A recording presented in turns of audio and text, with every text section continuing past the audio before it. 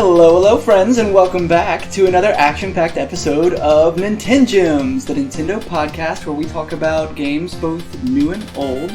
My name is Braydon, and here with me, I am Connor. The beloved, the beautiful. How's it going? Not too bad. How about you? I'm excited to talk about some games today. Yes, we got some good ones. We'll get to it, but like practically copycats. Yeah, this is true.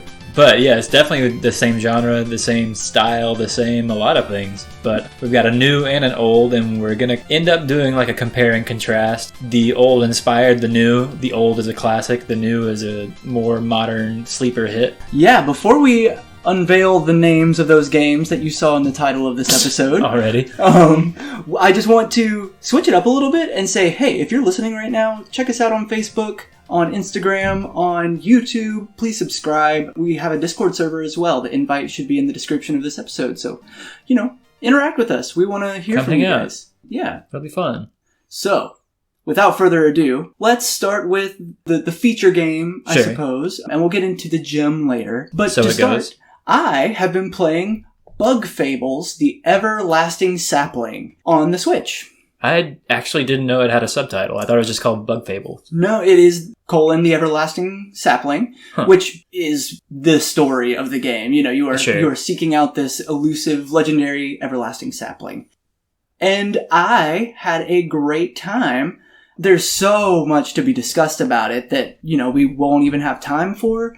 But I want to try and get some big points out there. You completed it, right? You beat it? I beat the game. I have not 100%ed it, but I technically beat the hardest enemy there is in the game. Not on hard mode. There's a hard mode. Let me tell you. But I've defeated the hardest of the hard, if that makes sense. Okay. You say defeating enemies. What kind of game is it? Yes. So, for those uninitiated, which maybe a lot of you, Bug Fables, as I'm going to call it from now on, it is an indie game. It came out in November of 2019 originally for Steam alone. It had console release dates, I believe, announced at the same time, you know what I mean? But it was just later on. It came out for all consoles in May of 2020.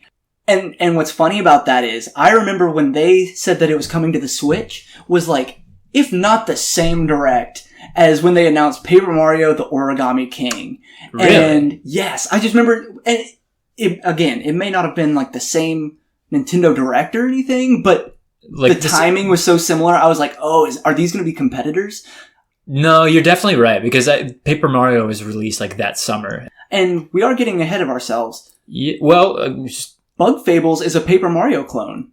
Okay, yeah, that was my next. What kind of game is it? Yeah, I beat around that bush, but Bug Fables is, down to the art style, a Paper Mario clone. For better or for worse. And I went into this expecting a 5-star Paper Mario experience, because honestly, that's how the reviews kind of laid it out. Mm-hmm. They made it sound like this is just the game that we've been waiting for.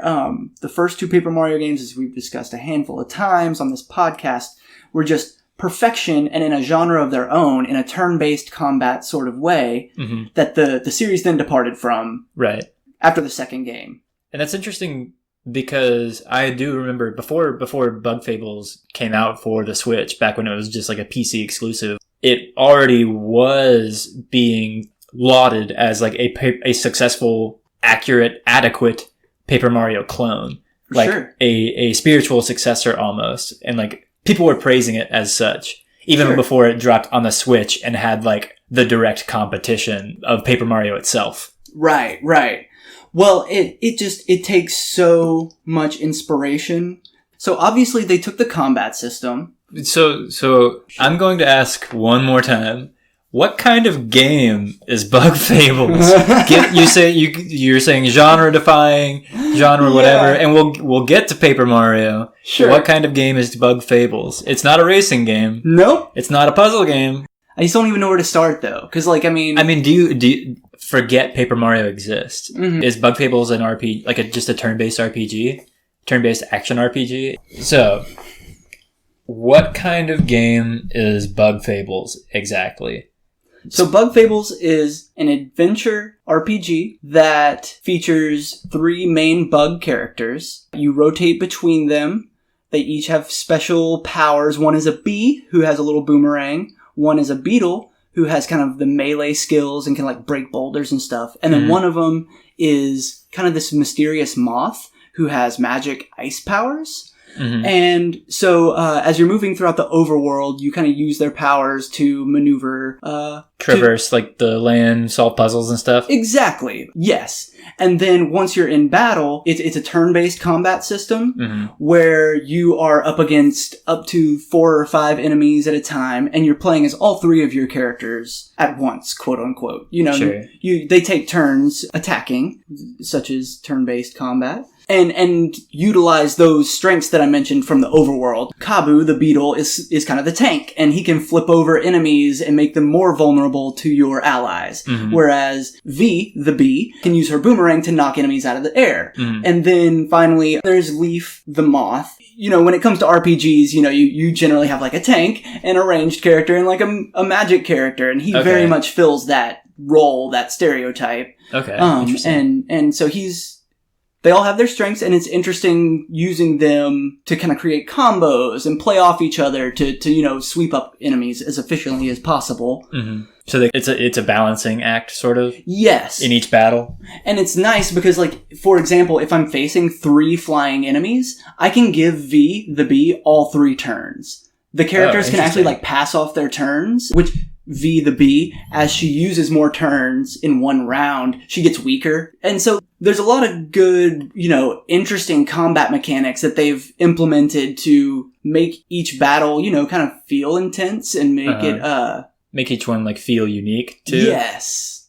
Something that happens in RPGs, I guess, too, is, like, you kind of overpower one character. Like, you level up, like, one character to be, like, the best or something. Or you stick to your favorite. And does that necessarily happen here? Or does it, like, vary pretty evenly balanced across the game, you think? It's pretty evenly balanced. As you level up, the team levels up together. Like, the characters don't have individual power stats. I take that back. You get a couple items throughout the game that you kind of like food items that can level up one like character's attacks by 1 point. Upgrades and like power-ups and stuff. Yes. From there, in the combat, you have a TP system, which is team points. And that's kind of how you use your like combo and like special attacks. And like, there are legitimate attacks that are combos where Leaf and Kabu will use the ice powers and his horn together to like do this big frozen drill thing. And it's cool. Okay. Which utilizes the TP, the team points. And then finally there's MP, which are metal points. Metal as in METAL? That is not correct, actually. Medal. MEDAL. Okay. Metal. Which are accessories of sorts that you equip outside of battle to affect how you can battle when you're going, you know. Right. But it kind of functions as equipment, sort of? Some of it is sort of equipment. Like, some of the better metals, like, give V poison powers with her boomerang, or grant you a new attack. You know, some metals are straight up attack moves, you know, and then like some of extra them are special moves. Right. Okay. Each metal requires a certain amount of metal points to activate. And so you can turn on and off the metals at will. It's very much a strategy thing to equip the metals that you're going to need for each battle. Right. Okay. So, adventure being like the overworld, puzzle solving, world exploring, I'm sure like talking in like towns and stuff. RPG being like the combat, the turn-based combat system with the party of characters that have their different abilities. You level them up. Different character classes, sort of. What does it look and sound like? Because it's Bug Fables. That kind of makes me think of like A Bug's Life, like the Pixar movie, right, or something, or like the Ant Bully or something. Like what? how buggy is it? Because I also don't really think Bug's Life is cute. I think it's kind of like a little ugly, but Bug Fables is pretty like cutesy and storybook kind of, right? Yes. So storybook is a great way to describe the art style of Bug Fables. It looks like you tore the characters out of a paper book and then put them in the video game. And that's how it's designed, you know, kind of scrapbooky almost. Pop-up book. Whereas I would say like A Bug's Life, kind of the lore side of things, you know what I mean? The world building side of things, you know, A Bug's Life is kind of comparable. Each insect species has like its own kingdom. You know, there's the bees, the termites, the ants, the roaches, the wasps. Like I wonder if you can guess which one would be the most evil. Probably the ants. Yeah, you're right. Yeah. But they're all very cute. They're all stylized with big kind of cute bug eyes and... Like, they're all, like, 2D images. Exactly. In, like, a colorful 3D environment. Is it, like, Bug's Life or even, like, Pikmin in a way where it, like, ties into, like, the real world? Is that a spoiler? So you kind of see objects lying around throughout the world. Like, you see soda cans and you see... playing cards kind of just strewn around the world, and so it makes you wonder what's going on, and you don't really find out much else. Sure, that's fair. And so there's not like a boss fight against a human or exactly. anything. Sure. And so that's it is probably for the best. Yes, it is interesting how they weave together, some of the real world elements. Mm-hmm. The only reason I kind of like ask about all that is just like just to get a good image of like what kind of bug related media we're dealing with, because I feel like a lot of people think of like Bug's Life or whatever when they just think of bugs in a fantasy setting or whatever. Right. A lot of different flavors available. It's very lighthearted. It's comic. It doesn't take itself seriously. It's genuinely funny. Like, it made me chuckle a couple times. It's got like good writing. Is it voice acting? There's not voice acting. Okay. It's all just text, which is kind of a complaint. It uses word bubbles, but you can hardly tell which character like the arrow is pointing to. You kind of have to be watching the character move their mouth to see which one it is, and by that point, like, you can't really like read the text as it's scrolling. It's like auto-scrolling? Yeah. Interesting. I don't know. I couldn't tell who was talking. I was kind of annoyed by that. Right. But how is like the plot itself, the story generally? The plot was through line quite engaging. As the three amigos, the three bugs, you kind of form this explorer group, and the queen hires you to go on all these adventures for her and acquire the artifacts to unlock the Everlasting Sapling. It's a pretty straightforward story that I wouldn't say throws too many curveballs, but it does get kind of emotional, and there's some really nice story beats in there that, I guess they did surprise me with. I didn't see coming. It's not predictable. Yeah, no. And it's not bad by any means, which for an indie game is very easy to accomplish. Like, sure. I feel like a lot of indie games just can't. The bar's a little low, maybe? Yeah. Who is it made by? It's by Moonsprout Games. Have they done anything else? I don't believe so. Not any major releases like Bug Fables, to my understanding. Yeah. So, you got me trying to kind of keep away from Paper Mario, and I don't know at what point we need to dip back into it. I was about to grant you permission again. For the listeners at home, I can, like, watching Braydon go through this little segment. Squirm. It's like just contorting and just, like, veins popping, trying not to say the PM word so hard.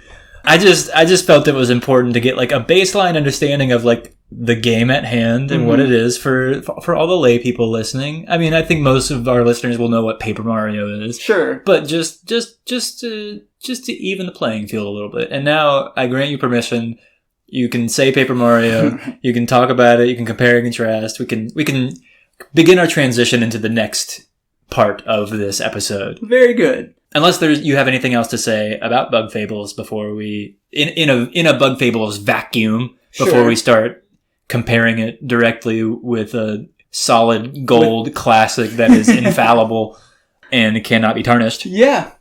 In a vacuum, it is quite a game, actually. And I believe I paid $30 at the time. It's probably on sale now. That's a little steep for an indie game. For one that, like, seems a little light. I spent 35 hours on it. Okay. Wow. Cool. Yes, I got my money's worth. And that is, like, ironically, almost as long as I spent on Paper Mario Origami King. Ooh, and recently. So that checks out, I guess. Yeah. Interesting. I wanted to put it down a couple times, but it was good. And as a spawn of the Paper Mario series of sorts, it scratched the itch, but it felt like I was just playing Paper Mario again. I wanted more new. Yeah. it did a lot of things so freaking well. Like, it was awesome to be back in that battle system again, where you do have to flip enemies and take them out of the air. I don't know if it's a positive or negative that you are baked in with these 3 bugs, and that their core abilities never really change. Sure. The partners, which we've been missing for years now from the Paper Mario series. Right. But back then, for the 64 and GameCube, those were huge features. And everyone loved the partners, and they were part of the strategy of each battle, which partner you were going to use. Right. By having only these 3 main bug characters, it does kind of... The variety is a little low. Yes. My strategy remained the same through much of the game. Whereas if new characters had kind of come in and out, or there was just an interchangeable party system, right, or partner, it might have offered a little more variety. And that to me is ideally is less of like a comparison issue, less of like a spiritual succeeding issue, and more of like that's on like the developers to balance that properly. Because either I feel like a game like this can either do it one of two or so ways. Is like either the game, like those 3 characters' core move sets can grow like throughout the entire game up until the end. Like they'll gain new abilities that like continue to add variety, or you can do the Paper Mario thing where your cast grows. You have the freedom to play with all your different options at all times throughout the entire game, rather than like incrementally improving what you already have. Sure. Does that make sense? Yeah. You know what I mean? It does. I genuinely have a whole like game design philosophy like fleshed out in my mind about it, and like general linear action games, and we can get into it someday. But yes, variety is important. The progression was something that I felt was lacking as well. The characters never really got stronger. In Paper Mario, like at just the right time throughout the story progression, you got a stronger hammer or the spiked boots. So you know what I mean? You started doing more damage to the enemies. Right. And it never felt like I got stronger. It still always took 2 or 3 rounds to kill even some of the weakest enemies. And that's fine, but it didn't feel right. I mean, that also is another weird precipice that especially RPGs fall on. Anything with like a level up system is like making you, the player character, feel like you are getting stronger or getting better somehow. Because like something like any RPG, like Paper Mario, like, yeah, you get like a better hammer as you go and like you do more damage. But I mean, kind of like what Bug Fables sounds like. I mean, you're kind of always doing similarly the same battles, like getting ahead of ourselves a little bit with Paper Mario. Like at the beginning, you're stomping on Goombas and hitting them with your hammer, and the battles are a 2 to 3 turn affair. Yeah. And then later in the game, near the end of the game, when you have like the strongest hammer and strongest boots you get in the game, you're still fighting like Goombas, but there's stronger Goombas. It makes you feel stronger, but again, I think the core of that is just like implementing variety. Right. Because like by that point, you have all your different partners. The Goombas might have different like status effects that they give you. Like they might be like give you poison or something, so you have to like work around that. But I think it's this weird phenomenon of like these leveling up systems being almost like artificial strength. Yes. But that's a bigger, larger like issue I have with RPGs generally, and is also like a very case-by-case basis thing. Can I just tap into that real quick as just one more weird decision they made? Yeah, for sure. In Paper Mario, when you level up, you know, you get 100 star points, and then you level up, and then you get to choose plus 3 HP, plus 3... FP, which is the TP in Bug Fables. Yeah. Or 3... BP. Badge points. And in Paper Mario, like I said, you get 3 HP. In Bug Fables, you only get 1 HP. 5. You get 5 to each time in Paper Mario. HP? When you level up? Yeah. 5. And that proves my point even more. I'm stupid, but like, it didn't feel right to only be gaining 1 HP per level up. Each of the 3 bugs got plus 1 HP, and probably every 5 levels or so, sometimes it was like, your team got a bonus. 2 HP. Or, you know, whatever. Sure. But that was really rare, and it never felt like it was worth upgrading my HP, like... Just because it was so such tiny increments each time. Yes.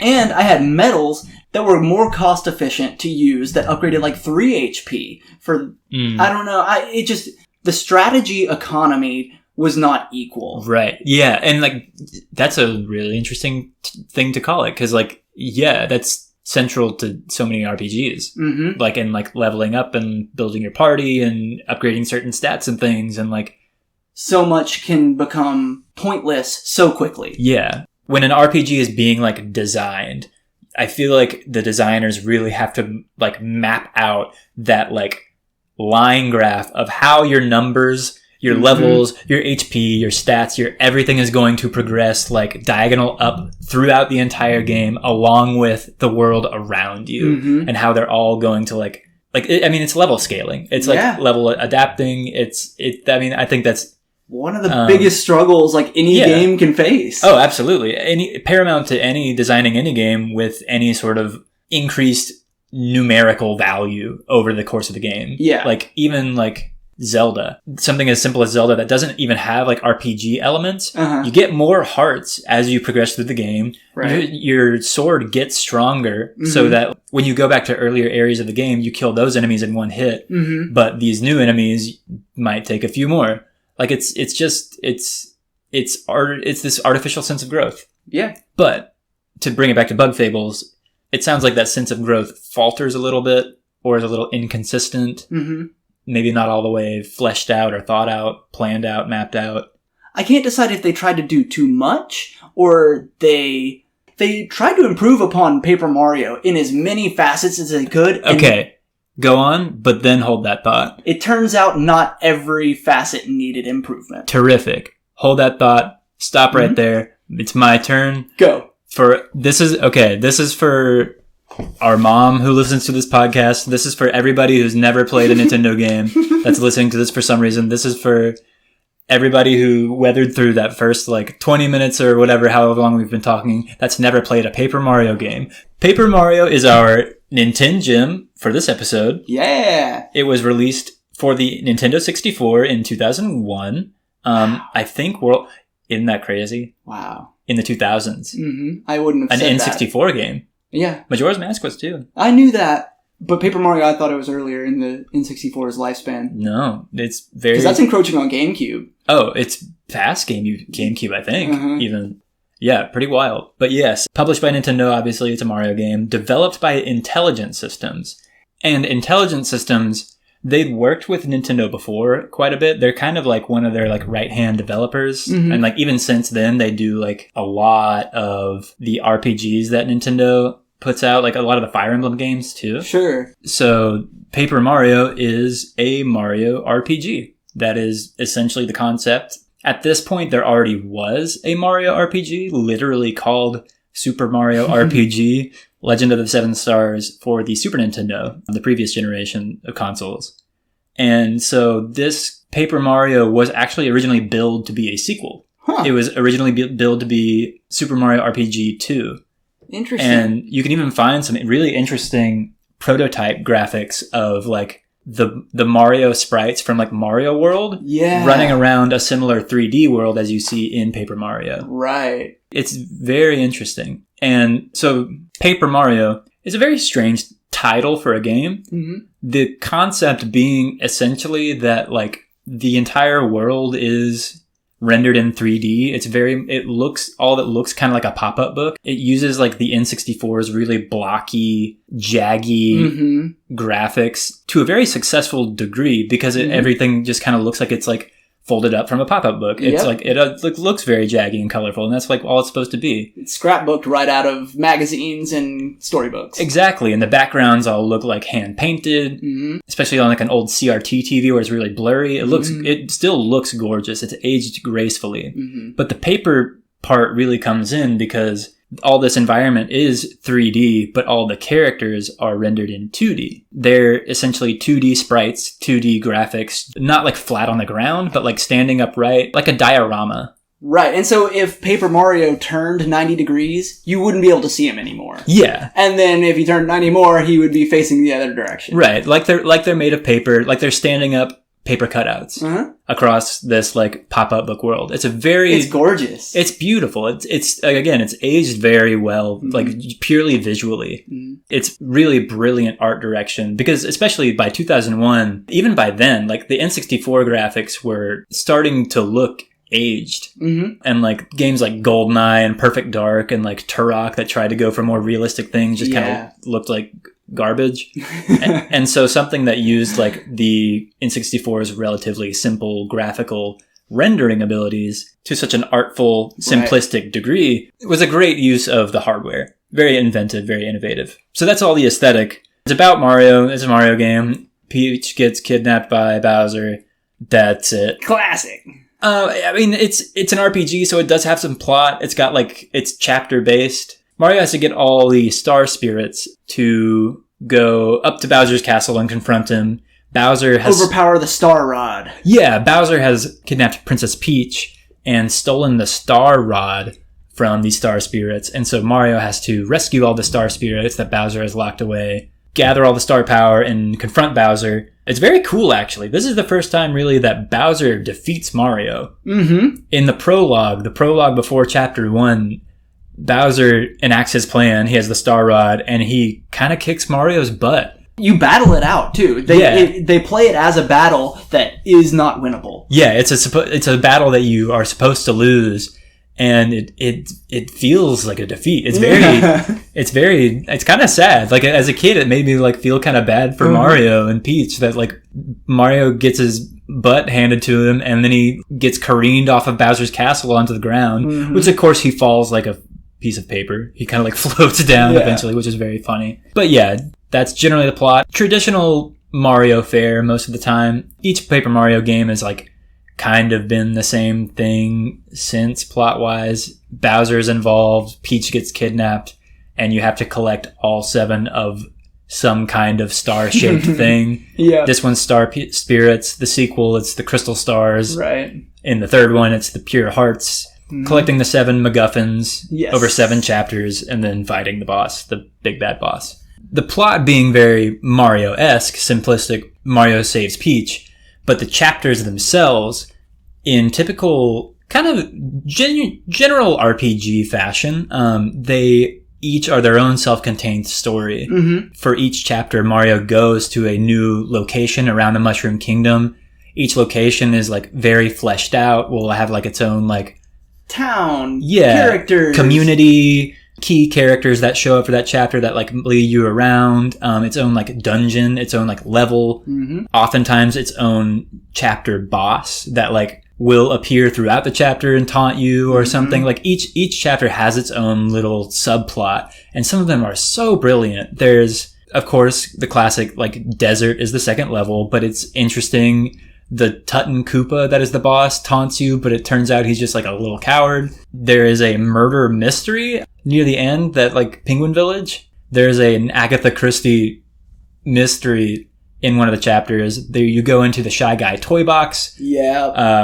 Each chapter subverts the standard structure of like what you expect a chapter to be. Like you don't always fight the boss at the end. You don't. Right. It really takes you on just this up and down roller coaster that never seems to get old. Each turn just feels like a brand new adventure, and like they're about to show you just a whole new. It literally feels like a storybook. Like with each of the chapters, its own little colorful, fun, self-contained story. At the end, you get a star spirit, you move on to the next one. And along with each chapter having the boss and the plot and its own little sub-story is, like we mentioned earlier, we alluded to with the Bug Fables discussion, the partners. Each chapter you acquire a new partner. Mario builds up this like party of really colorful, quirky, fun characters that follow him around and that you utilize throughout the game, their abilities. They're each usually like a character that's involved in like the chapter's story, and then they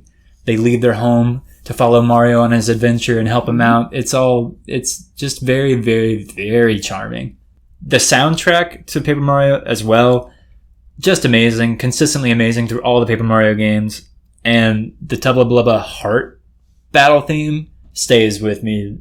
But so all that being said, that's Paper Mario on the surface. But to talk about the gameplay, it is essentially most of what we've already talked about with Bug Fables, which is the interesting thing.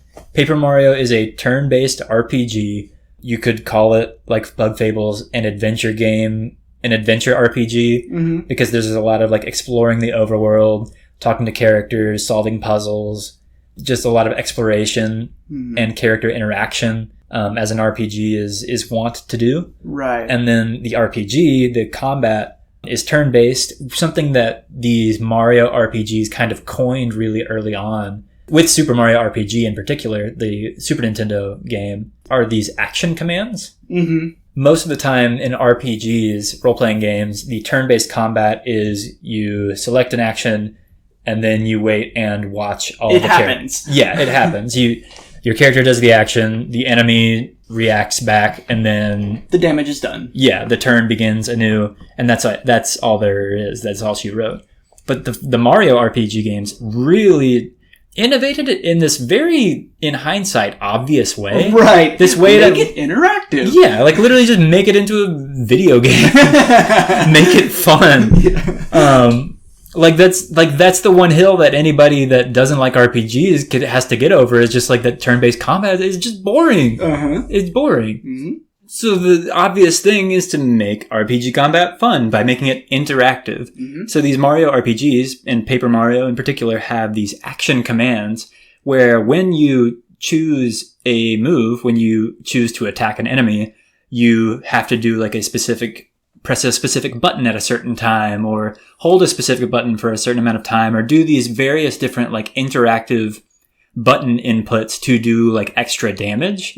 That adds this extra layer of interactivity to the combat that makes it fun. It's not pure strategy, and it's also not, you're just like watching, it's not just theater. Sure. You know, you're not just watching it happen. You're like, you're playing it like you should be. Yep. And in addition, when enemies are attacking you, you can time and a button press for when they attack you to block it to reduce your damage. Yep. It removes that theatrical element where you just kind of sit back and watch the things happen. See what's going to happen this turn. Your controller is always going to be in your hand, and you want to like be ready for whatever button press, whatever reaction you have to have next. It keeps you on your toes and keeps it fun and fresh and enjoyable.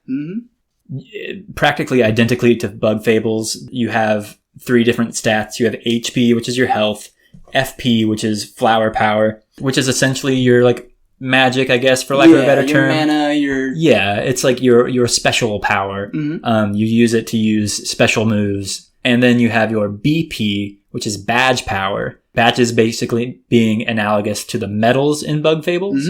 Badges are different items that you can equip to Mario that give him different abilities, different buffs, can also give you extra moves, extra attacks. Just overall, it's essentially the Mario RPG version of like equipment and weapons. It's customizing your character. I think it would be fair to call it a loadout. Like you do have to like create like a badge loadout. And so like that's equipment of some sort. Yeah, that's... And you level up as you collect star points, which are experience points, and you level up every once in a while. You can choose to upgrade your HP, your FP, or your BP, each level up. And it's really interesting that you mentioned that, like hybridizing your Mario a little bit, because what's really fun to watch are BP only runs of Paper Mario. Dude. Like where a player will like only ever upgrade BP and badge just like build. Yeah, just beef him up with like crazy badges just to like make every run like so weird. If all like the gameplay stuff sounds familiar, or if it seems like I skimmed over it a little bit, at least, it's because we've kind of been over it already with Bug Fables, which is kind of where the crux of this whole discussion and the point of this episode kind of comes in, because Braydon's been recently playing Bug Fables. That's like what he's been sinking his teeth into recently. Yeah. And you can't really talk about Bug Fables without talking about Paper Mario, as we learned in the first 5 minutes of this episode. I think we're making it as clear as possible to some degree. I think we've circled back around. I think we've given enough context. And so, something I want to return to is something you mentioned near the end of the Bug Fables conversation. How much is new in Bug Fables versus how much it directly rips off. Because that's something that, like, sequels, spiritual successors, as it were, there's so many examples of this, like Yooka-Laylee and Banjo-Kazooie. Right. Yooka-Laylee did not live up to it for many reasons, partially because it tried to stick too true to the source material that it didn't feel original. Immortals Phoenix Rising, which just came out recently, was... I don't know how good of a game it really was in its own right, but it was directly compared to Zelda Breath of the Wild for obvious reasons, because it looks and plays just like it. Genshin Impact, have you seen that? I've heard the name. It's the same thing. It's a Breath of the Wild kind of clone. You can't really look at it and not think of Breath of the Wild. Is that the mobile game? It is that mobile game that you've probably seen like ads for all over the place, or at least did for a while. It's a mobile game. It is for consoles, and it is for Switch too, but it's like a free-to-play game. Yeah. Which is why it's like a little weird. But again, Breath of the Wild to a T. And so there's always like this thing with, like, the reason Bug Fables exists is because we haven't gotten a quote-unquote true Paper Mario sequel in 2 decades. After this first Paper Mario for the N64, Paper Mario The Thousand Year Door came out for the GameCube a few years later, and Paper Mario The Thousand Year Door was as true a sequel as you can get. It kept all the same mechanics, all the same things that made the first Paper Mario good, and made an all-new story, kept it so interesting, and it kept the charm. It's pretty phenomenal. I'm sure there are studies into, like, just those 2 games. Oh, absolutely. And it is truly extraordinary how much of a step up truly everything about the original Paper Mario is in its sequel. Right. Like, the sequel does not falter in any capacity compared to the original, but the first Paper Mario is still so original and innovative and fun for its time that, like, to this day, there are heated debates in pretty much every corner of the gaming community as to which one's better. Right. With the original Paper Mario or its sequel, because they're both just so good. And so here we are 20 years later with Bug Fables, because we haven't gotten the same kind of Paper Mario since then, the same kind of turn-based RPG action thing. And so Bug Fables came out and tried to be that. And I can't tell why I feel hollow after playing it. That's so sad. If we slapped a Mario skin on it, maybe that would fire the right chemicals in my brain. Sure. There is this kind of like unspoken Nintendo touch. I mean, this is a Nintendo podcast, so I'm not, if I sound biased, it's because I am. But like, yeah, like those Breath of the Wild clones, like, they're not successful for maybe more than one reason. Maybe they're not good games. Maybe they are. And like, but even Breath of the Wild itself gets compared to like Assassin's Creed and Far Cry and other open world survival games. Yeah. But Breath of the Wild itself just has this magic Nintendo touch to it. Super Mario Odyssey is just another 3D Mario game, and there have been hundreds of thousands of 3D platformers, but Mario just has that edge. Something about it. That creative secret ingredient. Yeah, that just like Nintendo spark. And so I think whatever that fluid concept is, Bug Fables is just missing that extra sheen to it. Right. That extra polish. I feel bad that they got so close. Yeah, because it's an indie game. It is an incredible game for an independent studio to have put together to so competently represent this series that is unrelated to their own company. Right. And so if I had to put a number on it. Oh boy. Oof. I don't know. Preceding that, I mean, is that like understanding that Paper Mario and its sequel are 10s? Like automatically? Like more or less. Even beyond that, like they're just stone cold classics. They're gold. They're untouchable. Yep. They're games that you make people that don't like playing games play. They're just paragons. So how's Bug Fables? As an overall experience, I would give it like a 7.5 out of 10. I think that's fair. Having not played it. Yeah. It just... Because that's above average. It is. It was... Like I said, I spent 35 hours on it. And I don't always want to play post-game content. But there's post-game content. And I cleared up most of the major missions in the post-game. I'm not going to 100% it. But, it was enticing. And I wanted to finish it. Even though there were some of the chapters, they didn't nail. Really? Yeah, and it can't be faulted for not living up to the reputation of a Nintendo classic. Absolutely. And it should be praised for how close it got, coming from a tiny independent studio, presumably tiny. Yeah. Indie studio. And it should also be commended for probably just how solid it is in its own right. Yes, it did absolutely improve aspects of the formula. Really? Like I said, the handing off of your turn to your being able to sequence your turn a little bit. Absolutely. And whoever's in the front, this is a feature of having 3 characters instead of the 2 from Paper Mario, but whoever's in the front is a little bit stronger than the rest. Like they deal 1 more point of damage than the rest of them. The difficulties there, I started on hard mode, but it genuinely got too hard around chapter 2 or 3, and so it's a badge. You just turn it on or off. Nice. Oh yeah. So I died on normal mode a handful of times. So you know what I mean? There is some good difficulty. I underprepared for some battles. There's this really cool feature where if you lose a battle, you can actually change your loadout. One time I went into this battle and it turns out I needed to suit up for poison. They were just gonna poison me. And so I put on I lost and I changed my loadout and got another try. And it was, it was cool. And so, there's just some good strategy in there that Paper Mario did not have. Right. That I have got to credit to Bug Fables for all right, if they're not going to do this part, at least they're doing this part. That's pretty cool. Right. So it did try to carve itself something new. It never felt to me like they weren't shooting for the moon. You know what I mean? Sometimes they landed among the stars, and that's okay. But they were trying to do their best, and I think they probably did their best.